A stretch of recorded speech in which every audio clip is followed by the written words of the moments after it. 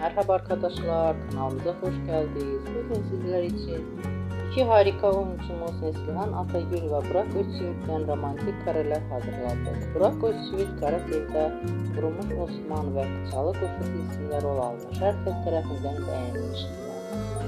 Biz de sizler için onların güzel paylaşımlarını hazırladık. Bu videoların devamlı gelmesini istiyorsanız kanalımıza abone olun.